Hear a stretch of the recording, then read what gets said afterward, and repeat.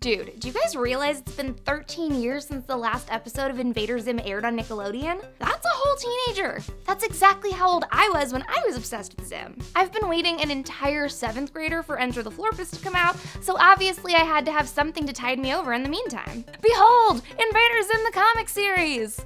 If your Zim knowledge stops with the Nickelodeon series, I highly recommend picking up the comics. Only the first issue was actually written by Jhonen Vasquez, but the rest of them are a lot better than most people say they are. The Zim comics actually go so much deeper than the original series did into the lives of Zim, Dib, and their weird intergalactic acquaintances. I'm Whitney Van Laningham, and today we're taking a look at Invader Zim the comic series. Before we flush ourselves down Zim's portal toilet into a secret alien lair, I want to give a shout out to Super Nerd sponsor Some Assembly Required 75. Thanks to fans like SAR75, we're able to keep bringing you new videos, live streams, and more. Want to support Nerdwire too? Check out the link in the description box and see if any of our donation tiers are right for you. We'll reward you with gifts, behind-the-scenes looks, blooper reels, and more. But if you don't have the dough to spend, no worries. Just share our videos with your friends and make sure that you're subscribed and notified so that you don't miss a thing. Now on to Zim! Okay, first things first, let me address the comic haters, because if I've learned anything from working on the internet, it's definitely that I can absolutely change a bunch of strangers' minds with my opinions. But seriously, I get it. Anything that isn't strict Vasquez canon is secondary or whatever. But after spending the last week catching up on literally every single issue, I found out that I love the contributing writers and illustrators just as much as I love Johnny the Homicidal Maniac when I read that for the first time. If you're a Vasquez purist, that's fine, and I see you, but promise me you'll at least give a few issues a shot.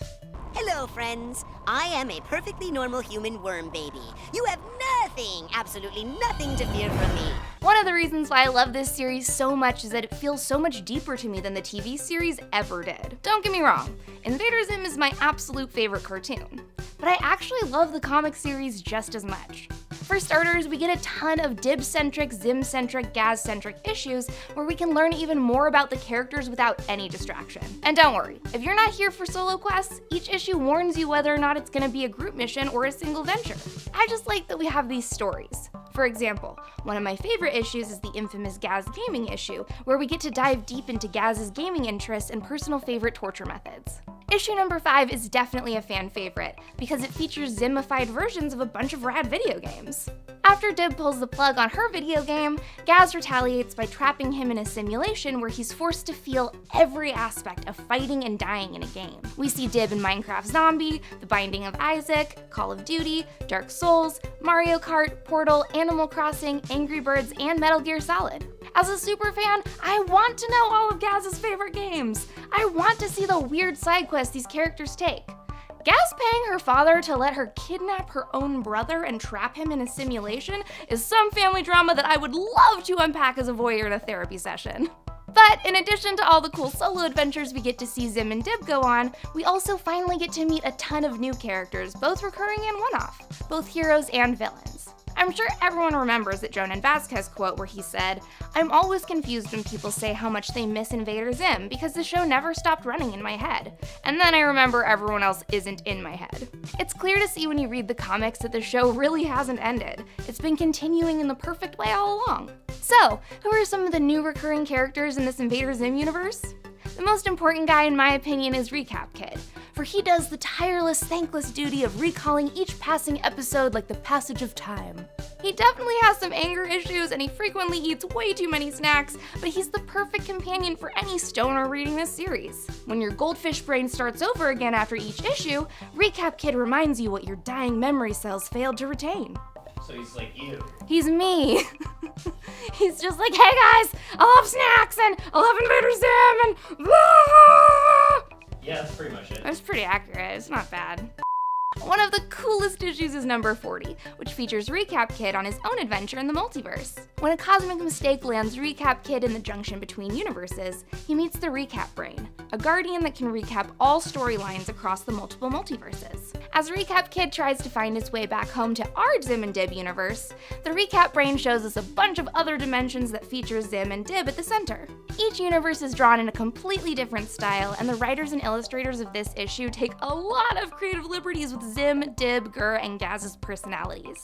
We're taken to the enchanted world of Stabby Stab, a world where Zim and Gur are Earth's greatest protectors against the evil Dib, a universe that's basically just a modern dance performance of an episode of Invader Zim, narrated by someone who's never seen Invader Zim or a modern dance show before, nice Earth, depressing indie universe, and my personal favorite, Bean World.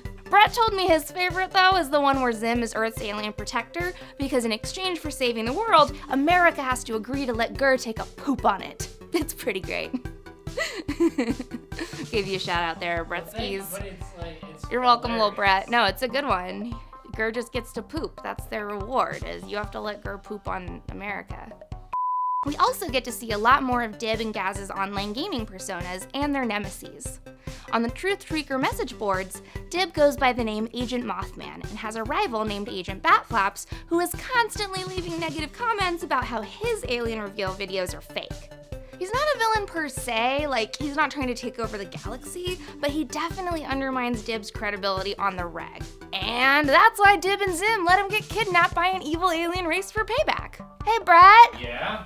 Can we feed all the bad commenters to the evil alien race for payback? You don't have that money. Oh, okay. Donate to our Patreon! Zim's mini-moose from the Christmas episode also makes more of an appearance. Did you know that he was actually supposed to have a whole character arc in an episode called Nubs of Doom, but because the series was canceled, you have to read the comics if you want your mini-moose fix. That grubby red human! One of my favorite villains, Viruz, aka Fitzy Manga, appears in issues 22 through 25. Fitzy Manga is the owner of a gigantic megacorporation that owns Cyberflox, the galaxy's largest black market.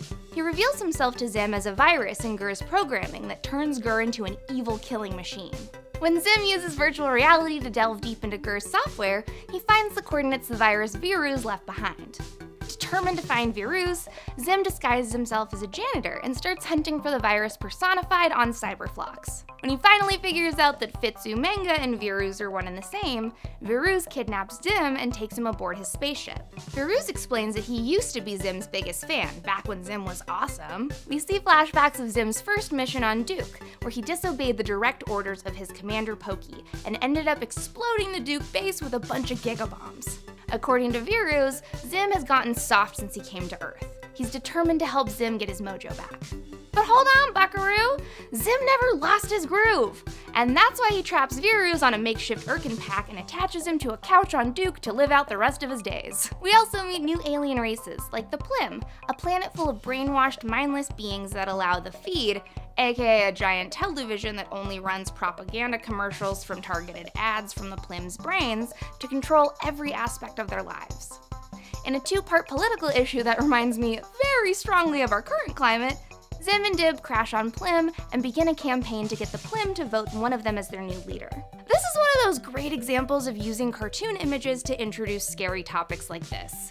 Zim comics seem like a pretty safe place to discuss modern politics, and the writers do a really great job of capturing what most Americans feel like right now. Although Dib is clearly the only person working in the PLIM's best interest, Zim still has higher ratings because he panders to the PLIM's constant desire to feel good and not think about serious stuff. By simply wearing a duck hat, Zim makes the PLIM completely forget that Dib just outed him as wanting to blow up their planet and steal their weapon technology to destroy other planets for the Irken Empire. No matter how much Dib tries to reveal the truth to them, the PLIM refuse to see the world outside of the TV feed and the prophecy. Another new alien race we meet is actually formed by Zim in issue number 7.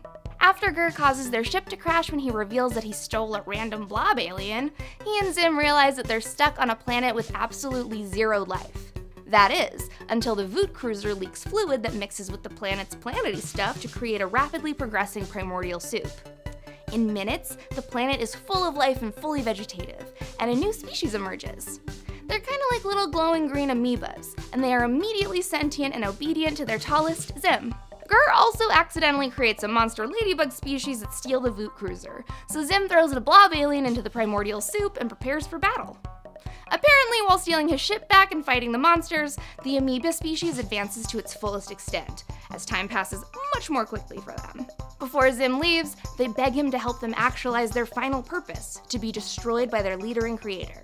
Man, that's kinda effed up, but definitely one of the coolest storylines in the series. We can't talk about cool characters, of course, without mentioning future Emperor Zim, the version of Zim that someday actually conquers Earth and enslaves the human race.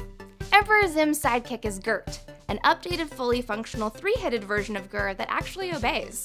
Of course, because Zim is Zim, he refuses to believe that his plan to decimate the planet by blasting flaming hot Chizo dust into the atmosphere was stupid, so he demands to be treated with more respect. Future Emperor Zim knows what an idiot past Zim is, so he throws him into a barren room with no accommodations and kinda treats his past self like dirt. This does not fly with Zim at all, so he hatches a plan to take the Earth back from Emperor Zim. Working with Dib, the two of them figure out that they need to kill Zim, then hitch a ride back to their own dimension. Who knows what ends up happening after they overthrow Emperor Zim in the future, but maybe we'll portal back to that timeline again someday. This comic series has so many really cool one-off story issues, but there's no time to cover all of them. That being said, here are a couple of my favorites. If you pick up issue number 9, you'll be in for an extra treat as a Zim fan. This comic comes with a wacky activity sheet, guaranteed to supply hours of fun. Honestly, none of the puzzles make any sense at all, but there's a cool little paper doll Zim that you can dress up, and if you're feeling really ambitious, I'm sure you could figure out how to lick that piggy! The issue that accompanies it is pretty great too. It's the one where Dib disguises himself as an alien to infiltrate Zim's lair, and the two of them kidnap Agent Batflaps. I also love issue number 12 because it has a weird short at the end called Invasion by David Crossland.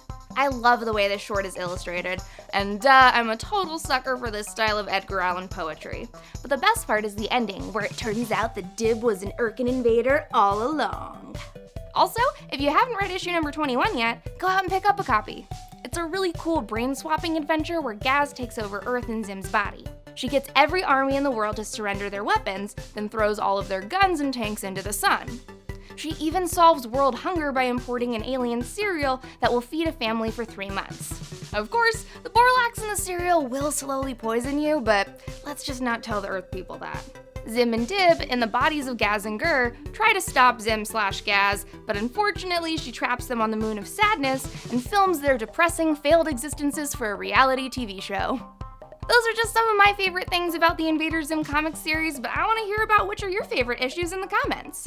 Are you a huge fan of the Star Donkey? Me too, let's talk about it! Like and subscribe to Nerdwire, click to the left of my face for more videos, and remember, a real Urkin invader eats as many burritos as she can!